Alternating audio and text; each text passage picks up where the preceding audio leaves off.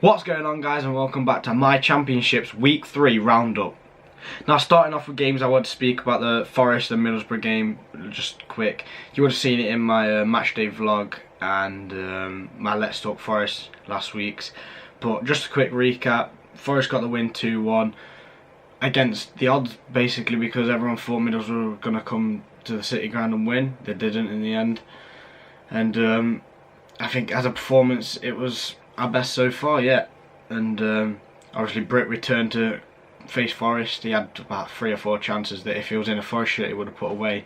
Now he's in a Borough shirt, he missed them all. But yeah, that's the Forest Borough game done. Into Ipswich Brentford. All I can say is Ipswich are carrying on what they started to this season. They are just winning and winning and winning and scoring tons of goals. And them goals are coming from McGoldrick, Waghorn and Garner. Obviously Waghorn and Garner, they brought this transfer window from Rangers. McGoldrick's already been there. He signed a few years ago. But them three are just clicking so much up front. They're just scoring all the goals. Waghorn's top goal scorer, I think, in the league so far with 4, which is very good so far to say he's just returned from Rangers. Going into the Villa and Norwich game, Villa win 4-2 in that one. I was expecting Norwich to go there and beat them.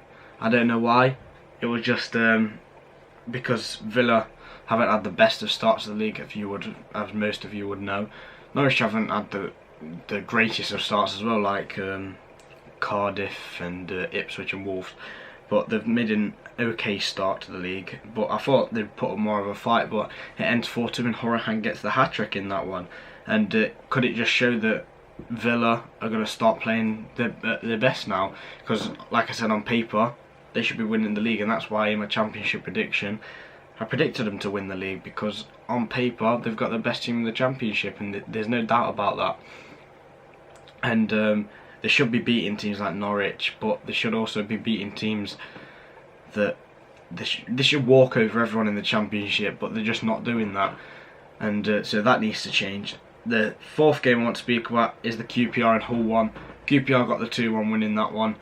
And I'm not really going to speak about QPR too much, but the Hull side of things, they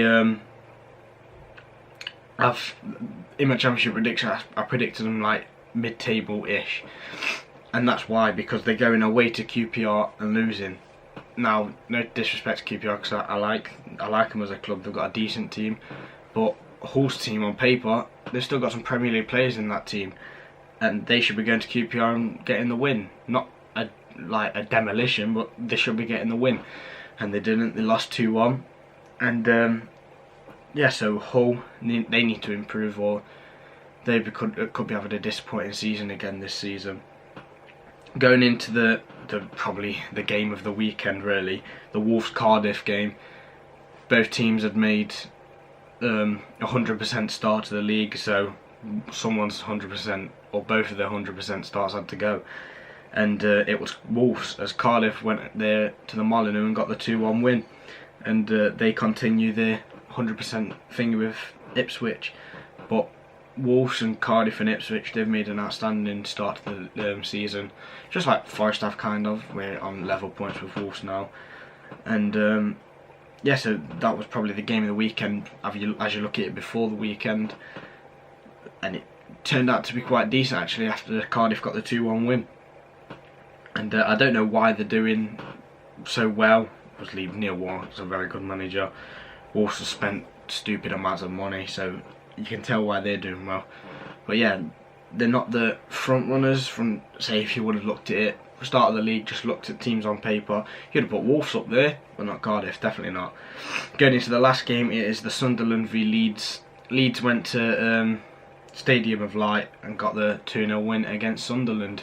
Relegated Sunderland, obviously, lost a few players, Defoe, Pickford. And Leeds, who come to Forest tomorrow on TV at 5:30. I'll be going out, and I should be vlogging the game, so watch out for that on my channel tomorrow. Went there and got the 2-0 win, and Sunderland just don't look anything this season. Honestly, they don't, and I knew they wouldn't.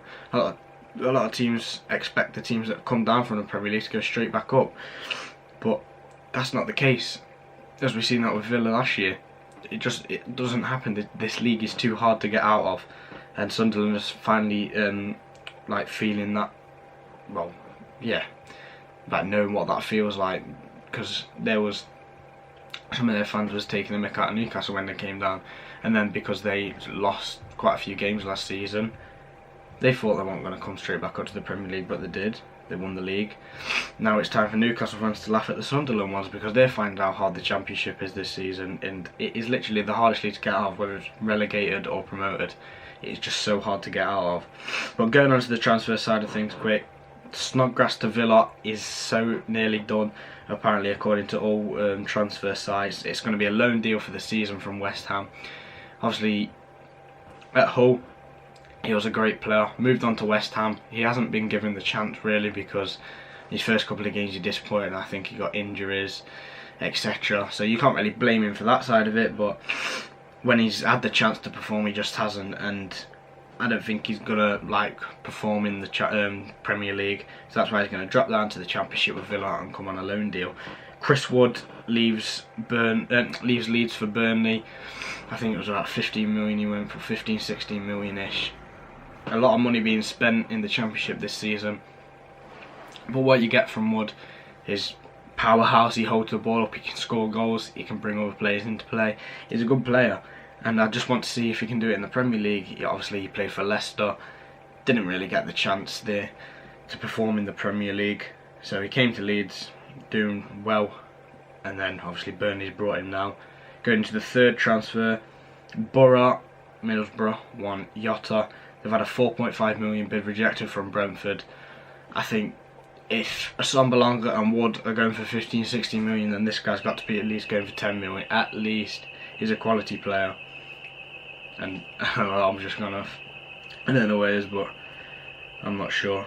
But going on to the last transfer to get the video ended, Leeds obviously selling Chris Wood. They need another striker. They brought some foreign geezer in. I don't know where he's from, anything about him, but sometimes that can play into Leeds' hands, because teams won't know how to face up against this guy. But apart from that, Leeds want Rudy Gestede at Middlesbrough. Obviously played against Forest on the weekend, didn't do the best, and but at the Championship he's a good player, and I think he's only going to help Leeds go forward in the future. So that's going to be the end of the video. If you've liked, then drop a like below, subscribe if you haven't for more of these videos, more matchday vlogs, FIFA, etc. And until then, see ya.